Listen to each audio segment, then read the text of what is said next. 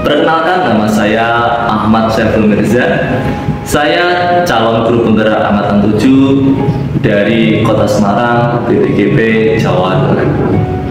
Di sini saya akan menyajikan demonstrasi kontekstual pada modul 3.1 ya, yang terdiri dari wawancara dengan 2 narasumber yang dari 2 sekolah, yaitu sekolah yang pertama dari SDN Kabupaten 4 yaitu Ibu Apri Dwi Listanti, dan yang kedua yaitu kepala sekolah dari SDN Almas 01 Kota Semarang yaitu Ibu Dian Pati.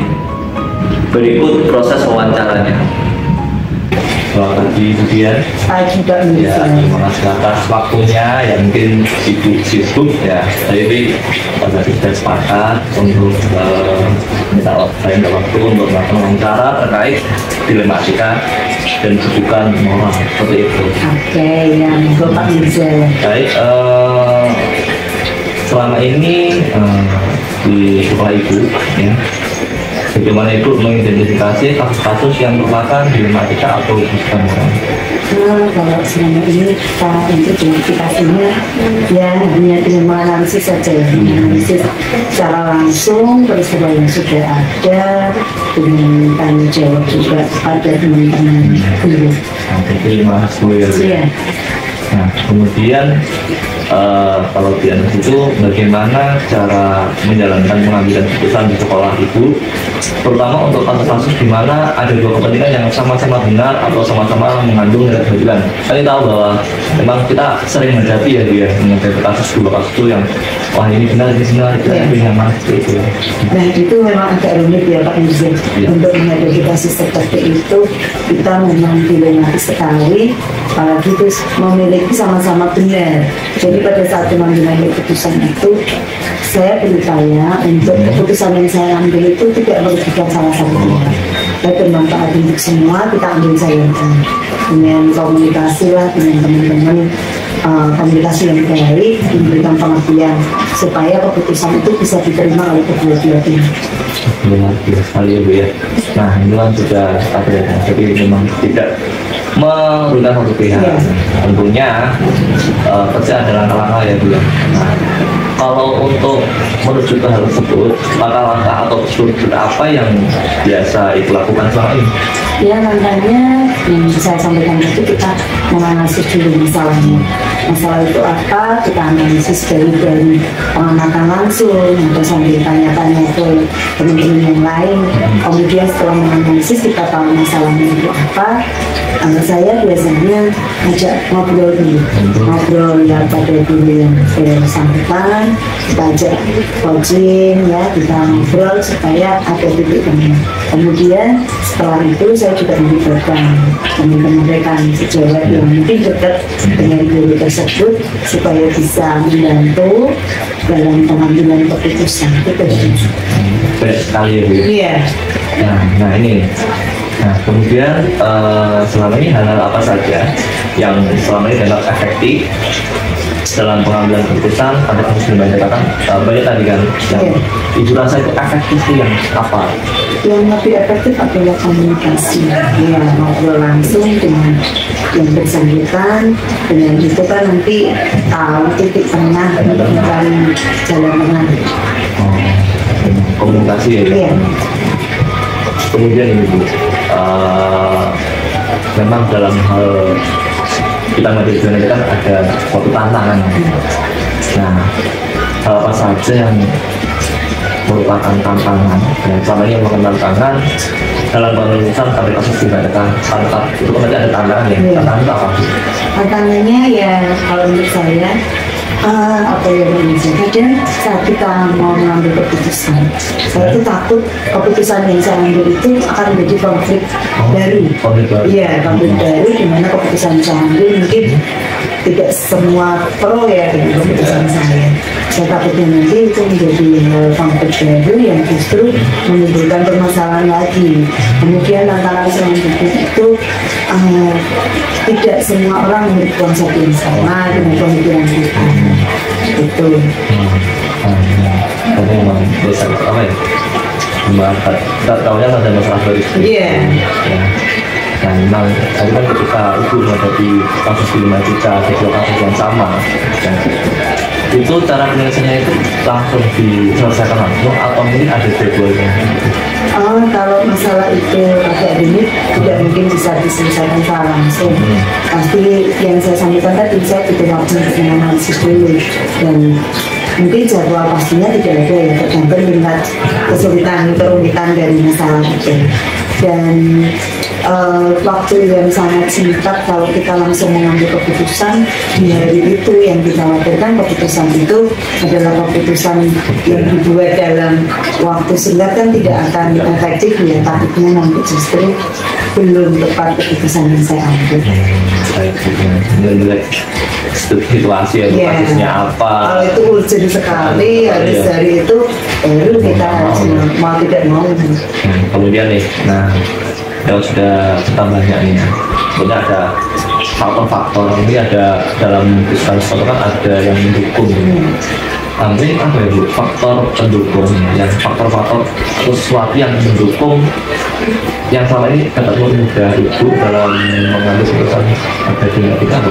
Ya, faktor pendukungnya ya dari teman-teman, ya dari teman-teman sekolah, dari guru maupun admin ya, penjaga itu peran beliau sangat penting di sini, karena tanpa beliau itu pasti keputusan itu tidak akan bisa kita ambil, karena saling kolaborasi yang baik di sekolah itu harus dilakukan. Jadi tim. Iya, betul sekali, teamwork ya. Teamwork. Tadi kan sudah semuanya disampaikan ini.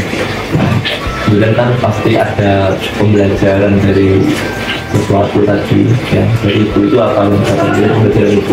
Ya, bagi saya pembelajaran yang bisa saya ambil itu adalah saat mengambil keputusan kita harus mempertimbangkan beberapa faktor, tidak hanya dari hati kita sendiri. Kita ingin keputusan seperti ini langsung kita ambil, itu tidak bisa, karena keputusan yang kita ambil belum tentu baik untuk orang lain. Jadi kita butuh menganalisis dulu, pertimbangkan dulu keputusan-keputusan itu efeknya apa untuk kedepannya. Luar biasa ya Bu ya, saya kira tadi sangat bagus sekali, dan saya ini dapat benar banyak dari Ibu tentang tadi sudah di sekolah yang lain juga, ini di sekolah Ibu juga bagaimana dalam problematika ketika bertemu di sekolah ini ya. Kemudian nanti dapat menumpang ke saya pada berikutnya, nanti pada umumnya pada nanti ketika ada di posting itu nanti bisa menerima pada umumnya pada guru yang lain. Semoga bermanfaat ya untuk Pak Mirza. Terima kasih atas waktunya ya, terima kasih Bu. Sama-sama Pak Mirza, terima kasih kembali. Selamat pagi Bu Apri. Sebelumnya saya mohon maaf, saya Mirza dari CGP Angkatan 7 Kota Semarang ya. Saya bermaksud untuk melakukan wawancara mengenai dilematika di sekolah SDN Program 4. Coba boleh perkenalan dulu. Boleh perkenalan dulu. Nah, terima kasih Pak Mirza atas waktu yang diberikan. Karena Pak Mirza ini sebagai CGP Angkatan berapa? Angkatan 7, karena harus ada tugas untuk mewawancarai. Ya, insya Allah saya selaku pimpinan nanti bisa menjawab dengan semaksimal mungkin. Oke, dan nanti kita saling komunikasi, koordinasi. Nanti yang kurang bagaimana untuk bisa dilengkapi. Itu Pak Mirza. Terima kasih Bu Apri. Ini terkait dengan dilematika dan rujukan moral gitu. Kalau rujukan moral itu sebenarnya ada dua permasalahan, tapi yang satunya itu memang sebenarnya tidak benar, dan itu ya tapi jangan tahu tidak benar tahu, dan ketika itu dua-duanya itu semuanya benar, dan itu hanya salah satu yang harus diambil keputusan dan ada winning solution gitu kan. Sekarang bagaimana Bu Apri dapat mengidentifikasi kasus-kasus yang merupakan dilema etika atau rujukan moral kalau di sekolah? Ya, terima kasih Pak Mirza, akan saya jawab semaksimal mungkin. Itu untuk kasus seperti itu memang kita tuh dilema Karena memang satu sisi kami di sekolah kan juga mementingkan anak didik. Kemudian di sisi yang lain mereka juga dapat tugas dari dinas. Contohnya seperti kemarin Yunita mendapat tugas workshop dari dinas sampai 4 hari. Nah, padahal di sisi lain di SD pun karena mengajar kelas 6 kan dia juga harus mengejar materi untuk persiapan asesmen sumatif atau ujian sekolah. Ini kan saya sebagai pimpinan juga dilema, Pak. Dilemanya bagaimana? Ini Bu Nita harus meninggalkan selama 4 hari, kelasnya bagaimana, dan di satu sisi Bu Nita harus melaksanakan workshop karena itu tugas dari dinas. Mau tidak mau saya sebagai pimpinan dengan adanya permasalahan itu kami mengizinkan Bu Nita untuk melaksanakan workshop, ya, karena itu kedepannya juga untuk kepentingan Bu Nita dan juga kepentingan yang lainnya untuk sekolah-sekolah yang lainnya. Sedangkan untuk di sekolah sendiri untuk kelas 6 mungkin kami bisa mengatur waktu. Mungkin saya sendiri kalau pas kebetulan tidak ada rapat, saya bisa untuk mengampu di kelas 6. Dan apabila ada kegiatan rapat kan ada guru yang lain, guru mapel, kan kebetulan ada olahraga, bisa diisi oleh guru kelas yang lain, gitu, Pak. Jadi sama-sama ini dapat, kelasnya juga tidak terbengkalai, dapat ilmu, Bu Nita juga dapat, gitu. Berarti kalau dilema etika itu Bu Apri beranggapan bahwa semua itu penting ya? Penting, iya penting, Pak. Kalau yang penting berarti itu dilema etika seperti itu. Ya, baik. Kemudian Bu, dalam Ibu bagaimana cara menjalankan pengawasan pusat di sekolah, terutama untuk kasus-kasus di mana ada dokumennya yang sama-sama benar atau sama-sama mengandung kebijakan, caranya bagaimana? Untuk mengatasi mengambil keputusan. Untuk pengambilan keputusan kan biasanya dari yang bersangkutan apabila dia mendapatkan tugas yang sama, dia kan mesti memberitahu pimpinan. Nah, untuk itu nanti saya akan komunikasikan dengan yang bersangkutan dulu. Bagaimana Bu, mungkin dari yang bersangkutan mungkin ada jalan solusi. Nah, kita komunikasi dulu nomor 1. Kemudian yang keduanya baru kita putuskan di dalam musyawarah dengan Bapak Ibu guru yang lain, sehingga Bapak Ibu guru yang lain itu juga tahu, oh Bu Nita hari ini saya ambil Bu Nita karena kebetulan kemarin juga terjadi seperti itu Pak di bulan 4. Nah, sehingga kan oh Bu Nita kemana? Ini baru workshop, sehingga mereka tahu. Kecuali kalau itu bukan dinas, beda lagi. Itu Pak. Baik Bu, luar biasa sekali jawabannya Bu. Kemudian dengan ada langkah-langkah dalam pengambilan keputusan itu ada langkah-langkah dan prosedur. Nah, langkah-langkah atau prosedur seperti apa yang biasa Ibu lakukan selama ini? Nah, langkahnya apabila ada dilema, ya satu, kita kan tadi bertemu asal itu tugasnya tidak mendadak. Asal tugas tidak mendadak, tapi biasanya kan tidak ya Pak, kurang 1 hari kita satu komunikasi dulu dengan yang bersangkutan. Kemudian langkah kedua, nanti bagaimana dari yang bersangkutan itu, apakah ada tugas yang kedua, yang bersangkutan harus meninggalkan tugas, memberikan tugas apa yang harus ditinggalkan, sehingga yang menggantikan itu tidak awangan. Ini mau saya beri apa? Kadang-kadang ada Pak, mau sewu, wes aku tinggal tugas karena ini dinas, wes masuk borong jadwalnya ini. Tapi kan kalau hanya diberi jadwal kan mereka bingung, gitu Pak. Nah, yang itu guru yang bersangkutan harus meninggalkan tugas. Terus kemudian yang ketiga, apabila tugas-tugas itu selesai, maka guru yang bersangkutan ini yang berhak juga menilai tugas di sekolahnya. Jadi tidak hanya tugas dari dinas, tugas di sekolah. Ya, juga kita harus memberitahu untuk hal tersebut kepada guru-guru yang lain. Itu langkahnya seperti itu. Ya, ada rapat Pak, istilahnya rapat ya, memberitahu. Ya, baik Bu. Kemudian ini Bu, hal apa apa saja yang selama ini dianggap efektif dalam pengambilan keputusan pada kasus dilema etika. Jadi ini kan sering terjadi ya. Nah, hal apa saja yang selama ini dianggap efektif dalam pengambilan keputusan? Tadi kan ya, untuk yang efektif ya mau tidak mau saya sebagai pimpinan berarti kan saya harus melangkah lebih dulu. Seperti Pak Mirza sendiri sebagai bendahara bos, kadang-kadang ada jam sekian langsung dipanggil ke dinas atau ke SD mana untuk melakukan, karena kan kemarin seperti akad. Lah mau tidak mau maka langkah yang pertama pimpinan atau kepala sekolah yang harus bergerak dulu, baru setelah kepala sekolah masuk, karena kebetulan tidak ada tugas. Kebetulan kalau ada tugas, kepala sekolah akan mencari guru siapa yang waktu itu kosong. Itu Pak yang langkah efektif. Jadi nomor 1 kepala sekolah, dimanapun pimpinan itu pusing mendahului, tidak terus siapa sih yang tanda, berarti kita masuk dulu. Ya, gitu. Ya baik Bu. Dalam pengambilan sangat banyak tantangan ya. Benar kan, mungkin kira baik untuk ini, ternyata kira ada sesuatu ini. Nah, kemudian hal apa saja yang selama ini yang menjadikan tantangan dalam pengambilan keputusan pada kasus dilema etika? Pernah ada tantangan apa ini? Ya alhamdulillah selama saya mutasi di perguruan 4 tidak ada tantangan.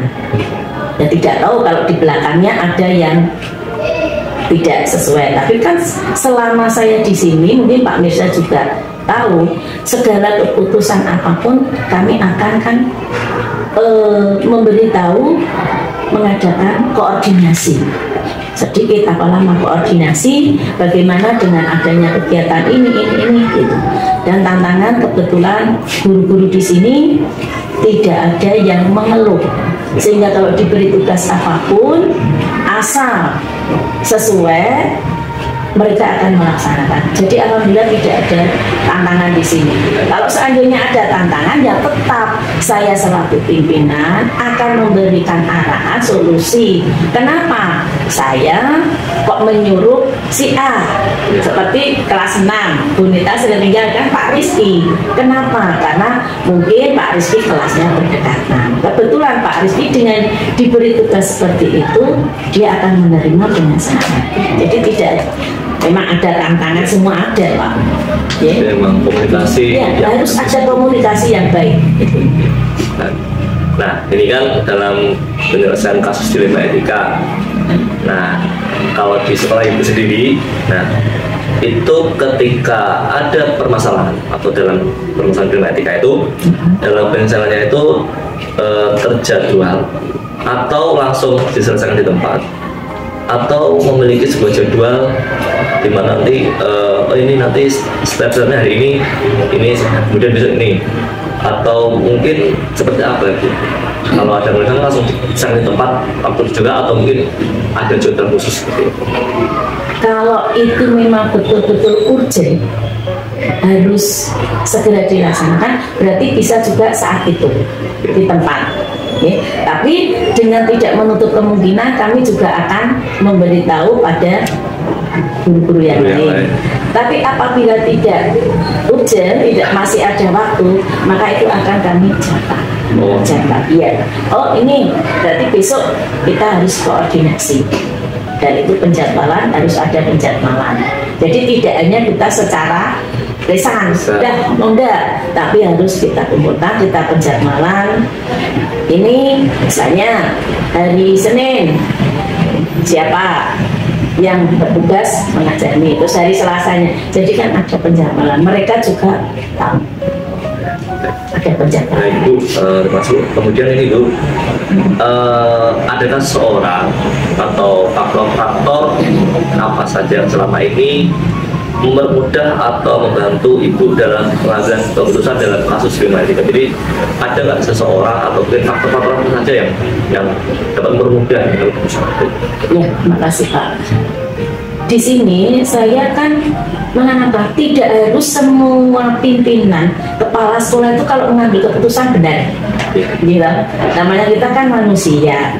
Nah, saya menyadari mungkin saya banyak kekurangan, ada faktor-faktor lain yang mendukung, itu juga dari Bapak Ibu guru. Jadi Bapak Ibu guru kita mintai pendapat. Jadi faktor pendukung yang utama itu juga dari warga sekolah. Bukan berarti aku jadi pimpinan di sini ya bukan otoriter ya. Saya mengatakan ayo untuk kan tidak mungkin. Jadi kita harus tahu diri. Mungkin saya mengambil keputusan ini ada baiknya, mungkin ada juga kekurangannya, sehingga faktor yang mendukung juga dari warga sekolah, Bapak Ibu guru dan tenaga kependidikan lainnya. Penjaga pun juga bisa, operator tidak mungkin Bapak Ibu guru ini masih sepintar, enggak. Bisa juga mereka kan ada faktor sebaiknya kan seperti ini. Nah, seperti itu. Baik Bu, kemudian ini Bu terakhir, dari semua hal yang telah disampaikan tadi, pembelajaran apa yang dapat Ibu petik dari pengalaman Ibu dalam mengambil keputusan di Limaetika? Pelajaran yang harus dipetik kita satu, kita mau menghargai Pak, menghargai orang lain. Kalau kita menjaga, kita menghargai dulu. Kemudian setelah kita mau menghargai, harus mengetahui apa tuh permasalahannya. Baru yang ketiga kita bicarakan secara bersama atau musyawarah, sehingga bisa tercapai kesepakatan, keputusan, hal apa yang terbaik. Dan dengan mengadakan kita menghargai, mencari tahu permasalahan, dimusyawarahkan, nanti akan menimbulkan sebuah persatuan, kekompakan. Jadi kan tidak pecah-pecah kan gitu. Nah, kita menghargai dulu Pak, ada seperti ini, saya hargai. Terus kita bicarakan bagaimana. Nah, ini akan menimbulkan persatuan. Dan kalau di sekolah di sini pecah-pecah, ada gap ini, aduh lah itu ngumpet nanti Pak.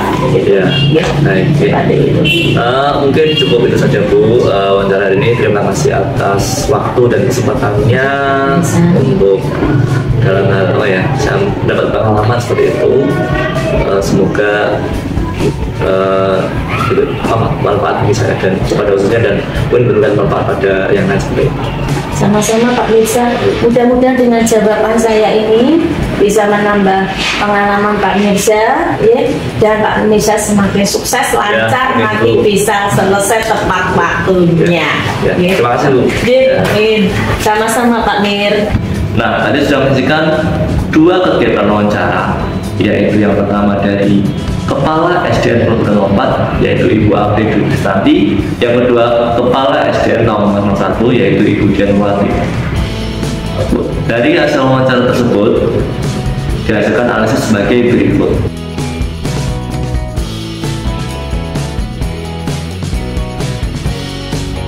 Paradigma pengambilan keputusan. Ibu Apri, Kepala SDN Program 4, ataupun Ibu Dian, Kepala SDN Tawang Mas 01, dalam mengambil keputusan yaitu melihat situasi masalah terlebih dahulu. Namun, melihat hasil wawancara tadi, cerita yang diangkat Bu Apri mengenai kasus guru kelas 6, yaitu mengenai mengajar atau tugas dinas di luar, paradigma yang diambil adalah individu lawan kelompok.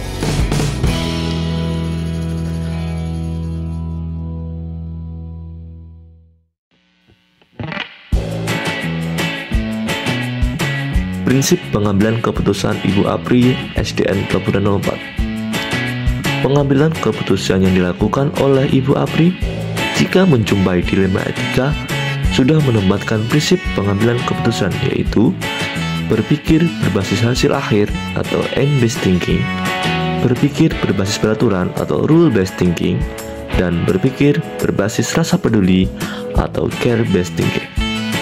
Walaupun secara langsung beliau belum mengenal materi dilema etika, tapi berdasarkan wawancara secara eksplisit sudah menerapkan ketiga prinsip tersebut. Dalam melakukan pengambilan keputusan, beliau selalu menganalisis dulu permasalahan yang muncul. Setelah itu, analisis kemudian beliau mengkomunikasikan dengan rekan sejawat. Setelah memberikan keputusan, beliau tidak lupa akan merefleksi hasil keputusan tersebut.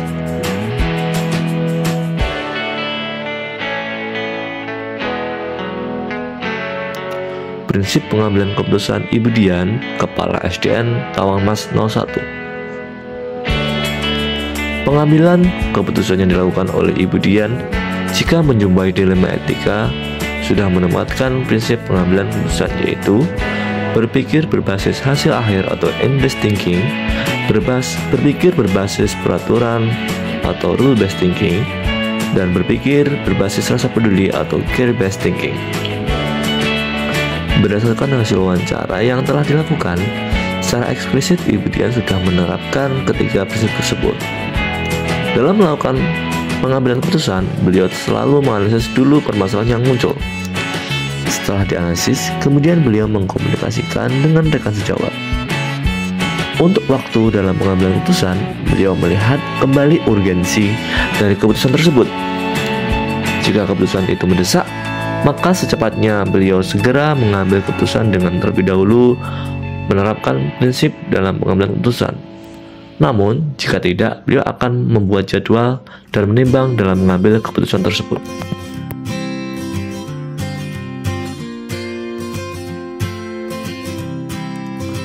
Sembilan langkah pengujian.